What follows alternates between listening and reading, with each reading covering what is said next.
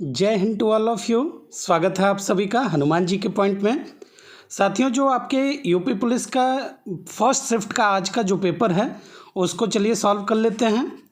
कहावत शब्द में प्रयुक्त प्रत्यय आपको बताना है, तो कहावत में आवत प्रत्यय हो जाएगा, ऑप्शन ए आपका करेक्ट होगा। अद्भुत रस का स्थायी भाव आपको बताना है, तो अद्भुत रस का स्थायी भाव हो जाता है हमारा विस्मय, ऑप्शन सी करेक्ट हो जाएगा। अगला देखिएगा, निम्नलिखित वाक्य के लिए सही मुहावरा बताइए। तो मीठी मीठी बातों से लज्जित करना, तो राइट आंसर होगा ऑप्शन बी, मखमली जूते मारना। आइए अगला देखिए, मिथ्या आडंबर के अर्थ में किस लोकोक्ति का प्रयोग होता है। तो मिथ्या आडंबर की अगर हम बात करें तो ये होगा छटांक चून चौबारे रसोई, ऑप्शन डी आपका करेक्ट हो जाएगा। आइए आगे, भ्रमर शब्द के पर्यायवाची शब्द का आपको चयन करना है। भ्रमर का पर्यायवाची पूछ रहा है, तो ये हो जाएगा आपका मधुकर, ऑप्शन ए करेक्ट होगा। त्यागपत्र किसकी रचना है। तो त्यागपत्र की अगर बात की जाए तो राइट उत्तर हो जाएगा हमारा ऑप्शन नंबर बी, ये जैनेन्द्र कुमार की है। री ध्वनि का किस स्वर के अंतर्गत आता है। तो री ध्वनि को अगर हम देखेंगे तो ये हर्ष स्वर में आएगा, ऑप्शन सी करेक्ट हो जाएगा। अगला देखिए, शायद कल मीरा दिल्ली, इसमें आपको संभाव्य भविष्यत काल देखिए बताना है, तो राइट आंसर हो जाएगा हमारा जाए, ऑप्शन सी करेक्ट हो जाएगा। परि उपसर्ग में कौन सा शब्द जोड़ें जिससे उसका अर्थ छोड़ना हो जाए। तो इसमें हम जोड़ देंगे हार, परिहार हो जाएगा, छोड़ना। अगला देखिए, एक मुलाकात कहानी के कथाकार कौन हैं। पूछ रहा है एक मुलाकात कहानी, तो ये आपके उषाराज, ऑप्शन ए करेक्ट हो जाएगा। कौटिल्य का विलोम क्या होगा। तो कौटिल्य का विलोम हो जाएगा आर्जव, ऑप्शन बी करेक्ट हो जाएगा। प्रतिकूल शब्द में कौन सा उपसर्ग है। तो प्रतिकूल में प्रति उपसर्ग। बैलगाड़ी में समास, तो ये हो जाएगा हमारा तत्पुरुष समास। 1992 का जो आप व्यास पुरस्कार है उसके विजेता कौन है। तो राइट उत्तर हो जाएगा हमारा doctor Shiv Prasad Singh, option B हमारा करेक्ट हो जाएगा, डॉक्टर शिव प्रसाद सिंह थे। क्रम की दृष्टि से कौन सा वाक्य अशुद्ध है। तो क्या होगा, राहुल क्या जा रहा है, ऑप्शन ए आपका करेक्ट हो जाएगा। कौन सा शब्द पत्र शब्द का अनेकार्थी नहीं है। तो पत्र शब्द का अनेकार्थी नहीं पूछ रहा आपसे, राइट उत्तर हो जाएगा पुष्प। निम्नलिखित में से कौन सा अर्था अलंकार है। तो अर्था अलंकार पूछ रहा है आपसे, राइट उत्तर हो जाएगा हमारा ऑप्शन नंबर सी, रूपक अलंकार। देखिएगा, जब क्रिया का प्रयोग कर्ता के लिंग, वचन और कारक के अनुसार होता है तो इसमें कौन सा वाच्य होता है। तो इसमें होता है आपका कर्तृवाच्य, ऑप्शन बी आपका करेक्ट हो जाएगा। अगला देखिए, निम्नलिखित में से कौन सा अव्यय का भेद नहीं है। तो अव्यय का भेद नहीं है आपसे पूछ रहा है, तो हो जाएगा आपका परिमाण बोधक। क्रिया विशेषण है, विस्मयादि बोधक है, संबंध बोधक है। अगला देखिए, कह रहा है कि गाड़ी शब्द के लिए गाड़ी है और गाढ़ी है। अच्छा जी, तो इस गाड़ी का मतलब यान होता है और गाढ़ी का मतलब गहरा, तो राइट आंसर हो जाएगा ऑप्शन नंबर डी। अगला देखिए, मुख्य क्रिया को अर्थ स्पष्ट करने वाली क्रिया कौन सी होती है। तो इसको हम लोग कहते हैं सहायक क्रिया, ऑप्शन डी करेक्ट हो जाएगा आपका। 79 देखिए, बैरवे छंद में बैरवे छंद, तो इसको हम लोग अर्ध सम्मात्रिक कहते हैं, ऑप्शन बी करेक्ट हो जाएगा। कौन सा शब्द क्रिया विशेषण है। अब इसमें जो आपका क्रिया विशेषण शब्द पहचानना है, तो देखिए राइट आंसर हो जाएगा आपका तेज, ऑप्शन नंबर डी करेक्ट होगा। मुख दर्शन में कौन सा समास है। तो मुख दर्शन में तत्पुरुष समास, ऑप्शन बी। अगला देखिए, 8 कनौजिया 9 चूल्हे लोकोक्ति का अर्थ क्या होता है। तो इसका अर्थ होता है अलगाव की स्थिति, ऑप्शन सी करेक्ट हो जाएगा। तिलक किस प्रकार का शब्द है। तो तिलक देखेंगे तो ये तत्सम शब्द होगा, ऑप्शन डी करेक्ट हो जाएगा। आइए आगे, अपवाद को छोड़कर वर्णमाला के अक्षरों का नाम किस लिंग में होता है। तो अपवाद छोड़ दीजिए, तो ये पुलिंग में है, ऑप्शन डी करेक्ट हो जाएगा। जिसे टाला ना जा सके तो उसे आप लोग अनिवार्य, ऑप्शन सी हो जाएगा करेक्ट। निम्नलिखित में से कौन सा घोष वर्ण है? तो घोष वर्ण अगर देखेंगे तो ऑप्शन नंबर सी म होता है, हो जाएगा आपका। छत से ईंट गिरी में कौन सा कारक है? बहुत अच्छा प्रश्न था ये। राइट आंसर होगा अपादान, ऑप्शन नंबर डी। स्वच्छ शब्द का पर्यायवाची शब्द बताना है, तो स्वच्छ शब्द का पर्यायवाची हो जाएगा हमारा निर्मल, ऑप्शन ए करेक्ट हो जाएगा। अनाज का पर्यायवाची शब्द क्या होगा? तो अनाज का पर्यायवाची शब्द हो जाएगा आपका शस्य, ऑप्शन बी करेक्ट हो जाएगा। अब आइए जीएस के प्रश्नों को देख लेते हैं। देखिएगा, जीएस का पहला प्रश्न है, भारतीय संविधान का कौन सा अनुच्छेद राष्ट्रपति के क्षमा दान देने की शक्ति से संबंधित है? तो ये तो बहुत इजी है, अनुच्छेद 72। समस्या के बारे में अधिक से अधिक स्पष्ट विचार प्राप्त करने के क्षेत्र अध्ययन के समय नियमों को लागू करने वाला अनुसंधान।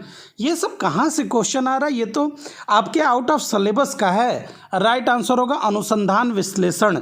अगला देखिए, केंद्रीय कृषि विश्वविद्यालय ये आपका कहाँ पर है, ये पूछा जा रहा है।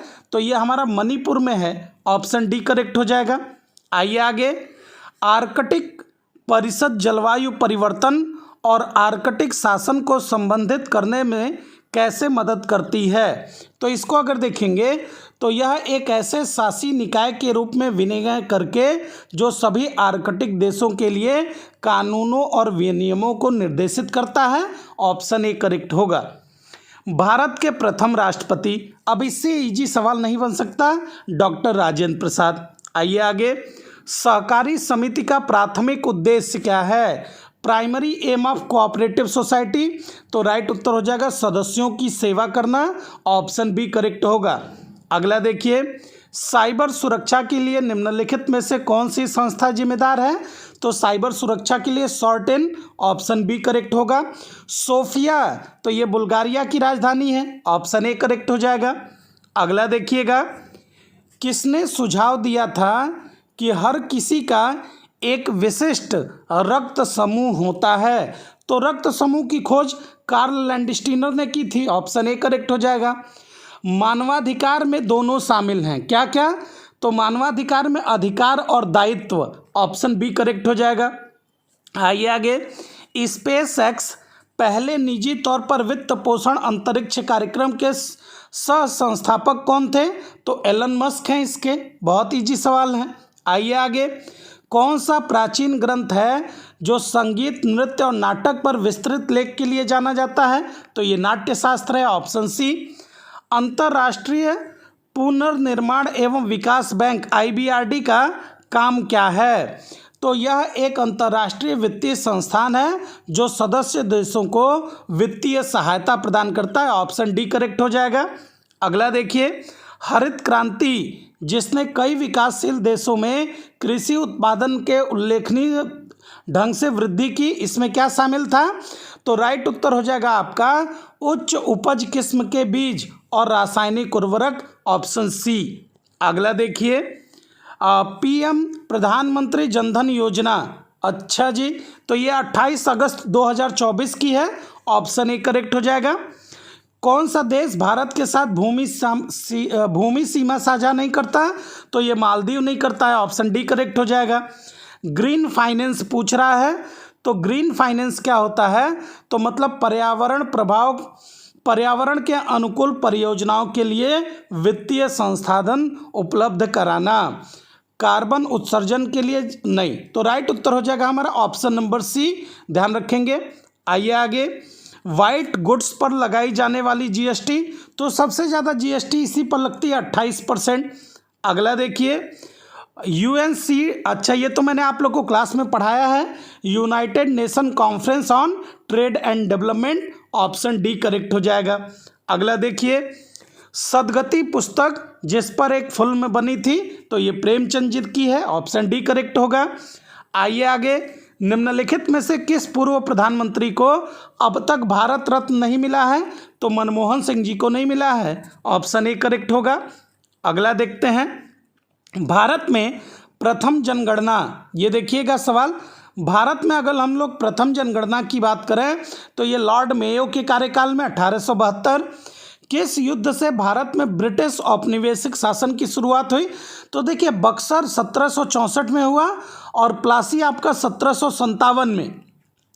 औपनिवेशिक शासन बेसिकली शुरुआत हुआ था आपका बक्सर के युद्ध से। ऑप्शन डी आपका करेक्ट होगा। आप प्लासी कह सकते हैं, लेकिन प्लासी में कुछ क्षेत्रों पर ही आपका शासन शुरू हुआ था।